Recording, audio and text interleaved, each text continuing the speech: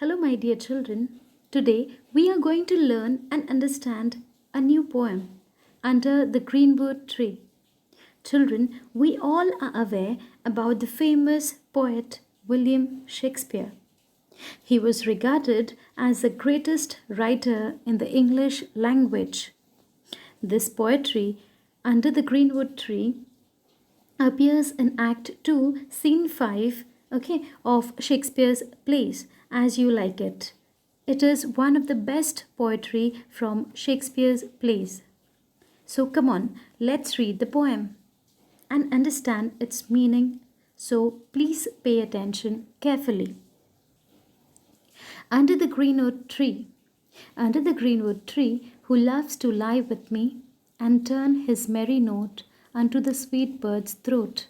Come hither, come hither, come hither.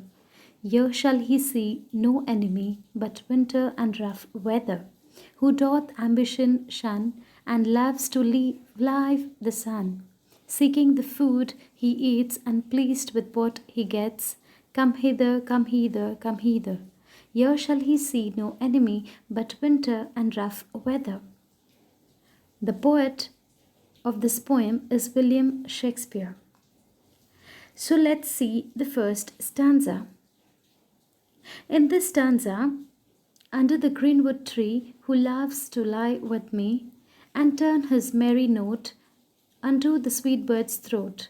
Come hither, come hither, come hither. Here shall he see no enemy but winter and rough weather.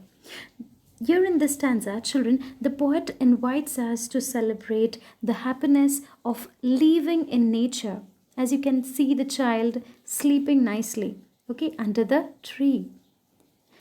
So, that is, under the greenwood tree, the poet calls us to listen to the cheery song of a bird. In the second line, the word lie is given, L-I-E, lie, which can be interpreted in two ways. It means either lie as in lie down with me under the greenwood tree, or it means lie as in join me in this falsehood about how cheery or blissful it is under the greenwood tree. In the next line, poet says, come hither, come hither, come hither. Children, hither means here, H-E-R-E, here. Hither is an old word used for here. So the poet says, come here, come here, come here. Here under the tree, you must find no enemies, unlike in the court, where we see people fighting for justice with one another. You must have seen on television also how people in court fight with each other. Or even in our daily lives, we come across many people who talk with who do not talk with their family members, relatives, or neighbors because of some trivial issues. They keep fighting over one thing again and again. So the poet says, here you will find no enemies, but just winter and rough weather, just as you can see on the screen right now. Spending the time under the greenwood tree will boost your mood and make you a happier person. Let's proceed to the next stanza now, children. Who doth ambition shun and loves to live the sun, seeking the food he eats and pleased with what he gets. Come hither, come hither, come hither.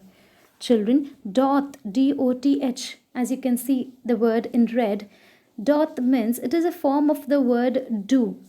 But in this poem, here in this poem, D-O-T-H, doth is used instead of does. D-O-E-S, does. It is doth is used instead of does. So the poet states that in the forest, people do not pursue ambition. People do not pursue ambition like the people who live in the city. But instead, they appreciate the life in the nature. And they are satisfied with the food they get to eat. The poet calls us to come and live a simpler life in the woods. You'll not have television, mobile phones, internet connection, but it will be more rewarding existence. It will be free from the struggles of the modern society that we live in. Children, finally, the poet concludes the poem by saying that here in the forest, you shall find no enemy, but just winter and rough weather. In short, the poet, through his poetry, invites us and asks us to take time out from our busy daily life and spend some time under the shelter of tree where one will find peace. Okay, the voice of birds will calm and relax our minds. Okay, it will reduce our anger, fear, stress, and it is going to increase the pleasant feelings. Children, I hope you'll understood the poem.